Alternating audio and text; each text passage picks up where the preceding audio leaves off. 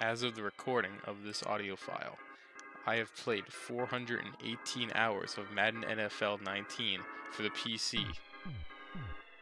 Now, for some of you that may seem impossible. How could you possibly play football for that long?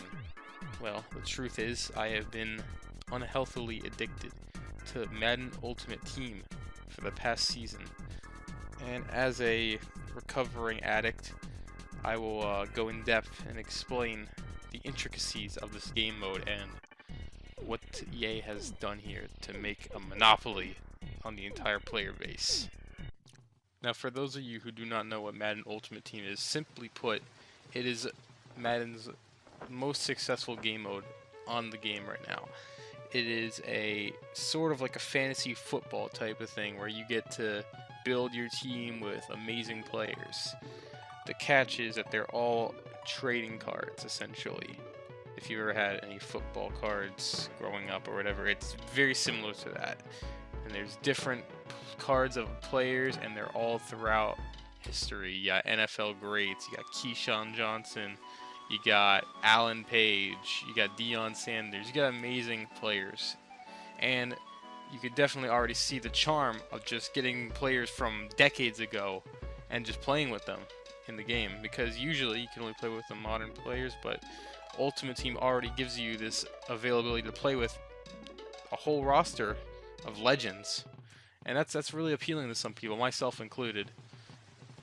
And of course, some of these cards are shit, some of these cards are amazing. There's different overalls for different players, different variations, power-up cards, which are a really cool feature that they added in this game, where basically you start with some shitty scrub card and you build it up with your training points, turn it into one of the best in the game. There's sets you can complete where you combine a bunch of cards into one super card. Crazy shit like that. A lot of alchemy, you know. A lot of football alchemy going on here. Now the question is, how do you get cards? Well, obviously you could spend real life money and get the green money. I don't even know what it's called. But there's two currencies, green money and coins. Coins are the ones for free, and you get those by basically grinding for hours and hours and hours. Most of the time, if you're not spending money on the game, you'll be doing the solo battles or the solo challenges, and that's the best way to get money and XP throughout the year. Now, at the moment of this recording, I'm max level 90. They're actually going to be, I believe, boosting the level cap to 99 in a couple days. So, I'll have to grind again to get back up there. But basically, the point is to grind and grind and grind until you have a super team. Now, I'm at a 96 overall, which I'm pretty proud of myself for getting that high without spending a single cent on a pack or anything. I've earned everything for the most part. I've a couple times I've cracked open some packs with some coins, regretted it, or sometimes I've gotten some good cards from packs. It's a gamble, of course, but you can also get cards from the auction house, which is a cool feature. I really do like this, how the community could just sell cards they don't want for however many coins. You can even trade. I've never done it personally, just because the value of cards is kind of inflated on the PC version of Madden, just due to the sheer fact that more people play it on Xbox and PS4, of course. And the way to keep you engaged is they have a lot of seasonal events. Now, I first started playing MUT around October, and that was when the Halloween event was starting, and this was actually a pretty fun seasonal event, I thought. And then you had like the Christmas one. You had the end of the year, New Year's Team of the Year event, which was really cool because you just got all these really awesome Team of the Year players, which were just like regular season standouts who did good statistically. There was even a couple Jets players there which I had to snag. It's too hard to resist. It's really cool when you get your favorite like team's players. They get really good ass cards. You gotta get them.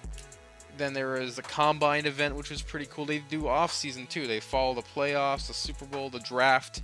The draft cards came out recently, which were really awesome.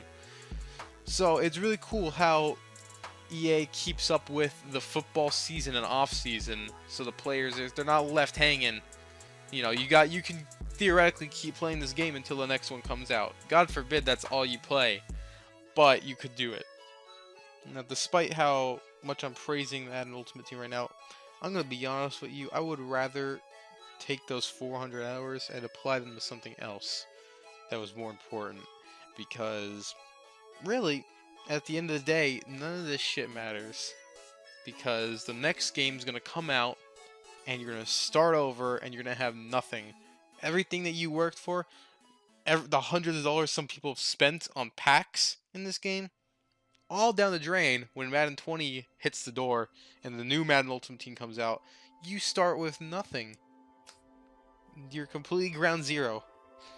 Now, if the cards carried over, that'd be amazing. But obviously, for balancing reasons, you can't do that because you just blow the fuck out of everyone who just got the game.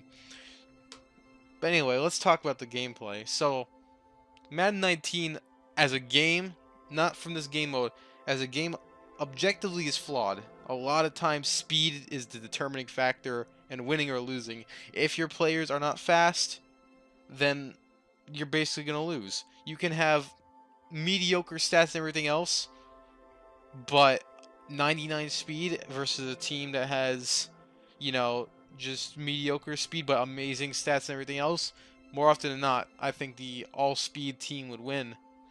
That's just how it is. That's why Tyreek Hill became the meta during the early months of Madden Ultimate Team. Tyreek Hill was most definitely the best card, and still is a very good card just because he has 99 speed. Deion Sanders, one of the best cornerbacks in the game, has 99 speed. Not only that, of course, but he's a return man. He's just one of the best cards overall, and everyone should get him. And that's the problem, is that there is so many cards in this game that are just so good, there's no reason not to put them in your lineup. Most of the time, you'll see Michael Vick as the quarterback. And, you know, guilty as charged, I'm one of the people that uses Michael Vick. He's just so good because he has amazing throw power. He can run around. He's got amazing speed. Even the one I have right now, I don't have a fully powered up Michael Vick. I'm close, but he has 95 speed. For a quarterback, that's ridiculous in my opinion. And he can just bomb the ball downfield. So all day I could basically just deep pass it to Calvin Johnson. He can aggressive catch it, and more often than not, he'll come down with it. And if not, then it's an incomplete, because Calvin's so huge, he'll just jump up and get it. So you just abuse two of the best cards in the game, and you can win usually. And that's unfortunate. I wish it wasn't that easy, but it is. Now the thing is, I don't even play online that much because I'm always grinding in solo battles and solo challenges, because the rewards are the only way I can really get anything good and improve my team, because you basically have to spend money if you want to play leisurely. If you want to still be on top, have a good team that can win, you need to constantly grind week in, week out, do your daily challenges, hope you get lucky and get the big coin, the big coin drop. Fuck, man. It's a fuck system, but that's how they make money. This game is so profitable. It always is in the top 10 best selling. So even if you complain about it, they're still gonna release the game and there's still gonna be millions of copies sold, and it won't matter. Now the main question is, am I gonna get Madden NFL 20? For me, it's a coin flip, because really, are they gonna add that much? I see they're bringing back some game modes. They're bringing the Pro Bowl back to franchise mode. You know, that's cool and all, but I really don't want to get sucked into Madden Ultimate Team again. Because the thing is, it's really addicting, because it's just satisfying to look at all your fucking cool ass cards, see them all lined up in your team. But it really doesn't matter in the end, because no one's gonna play this game in August when Madden 20 comes out. So do yourself a favor, just play the franchise mode, do the online head-to-head, try and stay away from Ultimate Team, because the way it's currently structured, it's really not worth your time.